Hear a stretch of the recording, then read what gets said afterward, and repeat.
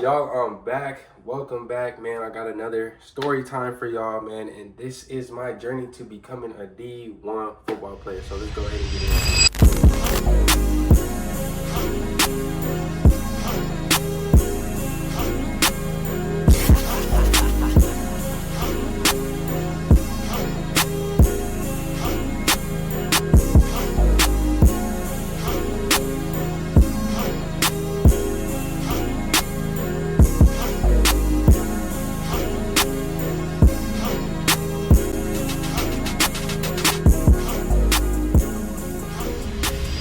So I started playing football at the age of 6. I started playing with the Culver City Bruins. For my LA people, y'all know where Culver City is. So my journey started there, and then I used to play running back actually when I was a little kid. And then I think around the age of I want to say around 8, maybe 9, close to 10 years old. I had left and I went to play for the Santa Monica Vikings. That's where I transitioned to a receiver. When I was young, I did play both sides of the ball, so I did play receiver and DB. And from then on, I moved and went back closer to my area. I ended up playing for the Baldwin Hills Bruins, man. And at that point in time, bro, I really got to say the Baldwin Hills Bruins was peak at that time. I'm not gonna lie, it was the gold rush, and had a good time there. Honestly, I think that helped me build up my competition level. You know what I'm saying? Just being able to compete with those type of kids. The kids in the Ogjoff Conference and Snoop League, because we also played against some teams in Snoop League, even though we just scrimmaged them. It really helped build my athletic ability. Sixth grade, I was at a camp and I met my trainer, Jeff Johnson, co-founder of Elite Athletes, by the way. If you guys are ever wanting to get some training while you're in LA, he's the guy to go to. He has trained many pro people. Amon St. Brown, Equanimous St. Brown, gotten with Odell, he's gotten with Antonio Brown, Chad Johnson, you name it, you can go down the list. But I've been with him since the 6th grade, been training nonstop. When I was in high school, I would go against college players. Now, it was hard at that time to go against college players because they would like to go with each other or NFL players to get themselves better. But in order to get myself better, I needed to go against better competition. I needed to go against people that were older than me, that knew a lot more, just had a lot of knowledge within the base of football. And so that's where I learned to get better and started to build my foundation for real. First high school I went to was Venice High School in Venice, California. I had my time there, but where the stuff got real is when I went to camps. Now, when I went to camps, I'm not gonna lie, I was a dog when it came to cutting that line, man. I'm not gonna lie to you. So this is what I'm gonna tell y'all. So the first camp I ever went to, it was a big camp. It was at Grand Valley State University up there in Michigan. And let me tell you, when I tell you so many kids were there, I mean, the line was overly packed, like overly. And mind you, I'm only a freshman at this time. I'm in 9th grade, got all these cats. You got Michigan, Bowling Green, Syracuse. You name it, different colleges were there. And because I was in 9th grade, they had a section for older guys and younger guys. So they had the 9th and 10th graders go into the stadium, and then they had the juniors and seniors stay on the practice fields. And I noticed that when they were trying to separate them, none of the college coaches really wanted to go where the freshmen were. But I took it upon myself to sneak in with the juniors and the seniors, right? Because I wanted to get recognition. Also, too, the 9th and 10th graders was too easy for me. Again, like I said, I was training and going against guys that were in college. So going against older guys was not a problem for me.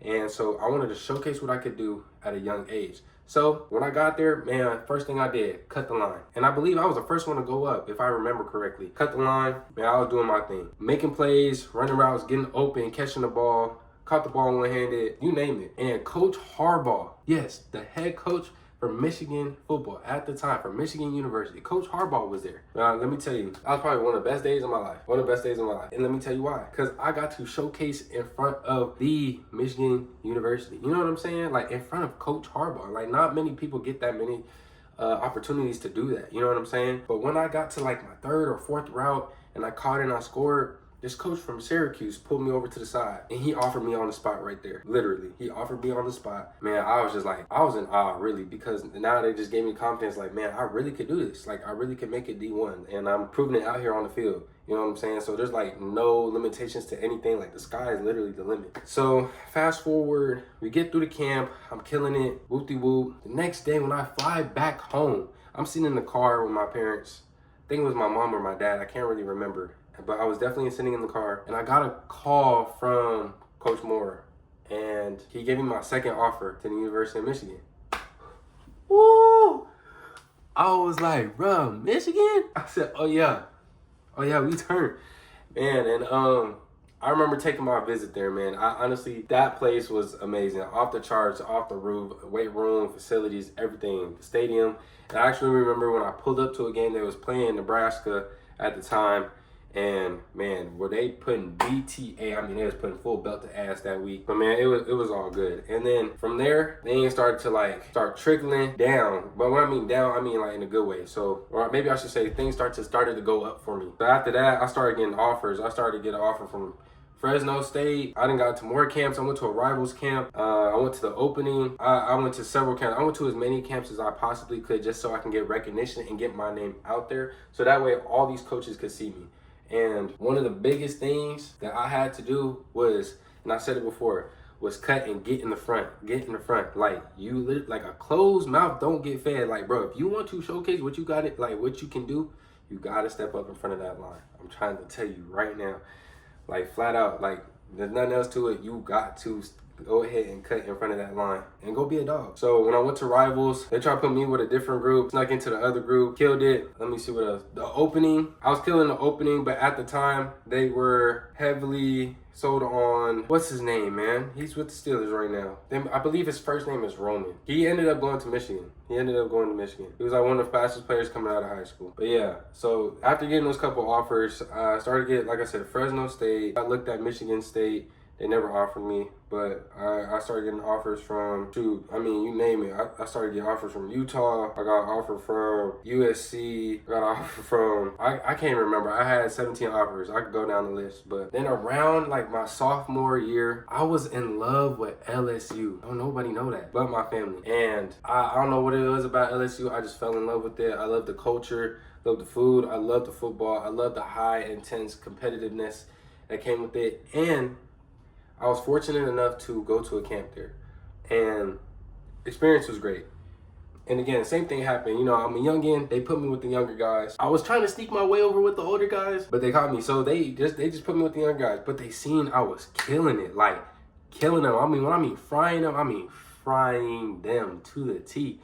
So then they put me with the older group, a little more than halfway through the camp. And when I got with the older guys, I was killing them too. I was doing my thing. I'm not gonna lie. I was doing my thing. And that's not cockiness speaking, that is straight confidence. And I'm being honest, I even got the film to prove it. And this was the time that Jamar Chase and Justin Jefferson was there, and I was blessed enough to actually meet them and actually go to one of their meetings. And man, those guys are funny. I'm not gonna lie, those guys are funny. And I'll never forget this. So after the camp, I was killing it and whatnot. The receiver coach there at the time, he was trying to put it in a certain way and say, I guess in a respectful way, and say that I was too slow and I'm not strong enough, and that basically I'm not going to survive in the SEC. Mind you, I'm only a sophomore. Like, I have time to grow. I got time to get stronger. I got time to get faster. I got time to become a crispier and better route runner and overall playmaker. But you know what? I just took it with a grain of salt, took it to the chin, and I forever kept that with me because honestly, it pushed me even harder. Like, I really want to make it. Like, you think I can't play in the SEC? Man, I'm going to prove you wrong. You know what I'm saying? So from then on, continue to work. I did a camp at Cal Berkeley, and I'm not going to lie, that probably wasn't my best camp. I don't know what happened at camp. I think I was just having a bad day. I made a couple plays, but it wasn't just like, oh, outstanding compared to every other camp that I did. And it's okay. Sometimes we have those days, you know what I'm saying? Like, we're not all Superman, and we all have bad days sometimes, but it's how you learn from it, how you recover from it, how you respond to adversity. And then eventually I came down to the USC camp, and I was one of the players that got MVP at that camp. And forget, sometime then later on, playing with Ground Zero for 7-on-7, and then, you know, we got a visit to USC, and I'll never forget, and Coach Colbert, the receiver coach, gave me the offer to USC. And man, let me tell y'all, bro, it was such a blessing. Like, a university that's 10 minutes down the street from my house, you know what I'm saying? Like, just being a hometown hero, just the thought of it, bro, was, man, I loved it, man. Like, I loved it so much, man. It was such an honor. Like, I just couldn't believe it. And after that, more and more offers started to come. Like, the publicity was just, it was hitting and just kept going and kept going and kept going. Now I got offer from Arizona State. I got Stanford. Yes, Stanford. My grades was good. I had a 4.0 GPA coming out of high school. And so now at this time, I'm done with Venice High School, and I transferred back to my home high school, which was Culver City. And now when I get to Culver City, man, I'm having a year. And I feel like it could have been a bigger year. I really wanted it to be, but the way it played out, man, it's just, I'm very thankful I got to play that year, because unfortunately when COVID hit, it took away my senior year. I could have been the leading receiver in the country. No bullshit. Like, I'm not even telling you a straight lie when I say that. I could have been one of the leading receivers in the country. I was going to have a well over 1,000-yard season, because my junior year, I finished the season with over 800 yards. So now if I was like really the main guy going into my senior year, yeah, you know where that would have went. So again, unfortunately, I didn't get to have a season. So when it came down to it, when it came to my last 5 picks, it was between Northwestern, University of Utah, Fresno State, Oregon State, and U of A. Came down to these last 5 schools. And the one that I felt most comfortable and close to home, and that felt like I would have a true opportunity to showcase myself and, you know, prove to these coaches like I could play and just get there on the field and just love the atmosphere, was Utah. And I ended up choosing Utah, despite the fact that I go there every year with my family anyway, because we do ski trips every year over there. But I love the atmosphere, so went ahead, signed my letter of intent, came out with a whole video of me committing, and I went to the University of Utah. So within the process of going from 6 years old up to 19 years old, leading into college, bro, like, there was a lot of ups and downs. Like, I had dealt with so much adversity. I had people that believed in me. I had people that doubted me. I had people that talked shit behind my back about me. It was just a lot of this. And a lot of the times, bro, it was hard, because it was hard to learn how to fail. You know what I'm saying? And a lot of times people don't understand that you got to learn to fail in order to succeed. And you just got to embrace it. You know what I'm saying? So that was my story of how I made it to D1. And honestly, it's just keep putting in the work. Just keep believing in yourself. Don't let somebody tell you that you can and cannot do something. And the sky is truly the limit. I just kept working hard until my dreams became reality. You know what I'm saying? So when you guys go out to camps, go ahead, cut that line, go out there confidently, bro, and most importantly, just be yourself. One thing I will leave y'all with is, when it came to like my other visits, bro, they were amazing. My visit to Stanford, I loved it, and everything they had there, like, it felt ancient, because the school is built on a farm, and that was something I never knew. Like, the campus is huge, like overly huge. But y'all go ahead and like and subscribe for your boy. Y'all stay tuned. I got more videos coming for y'all very soon. Spring ball is over with. Now I got more time to create content and give something for you guys to watch and tune into, man. So much appreciated. I love y'all, man. I'll see y'all soon.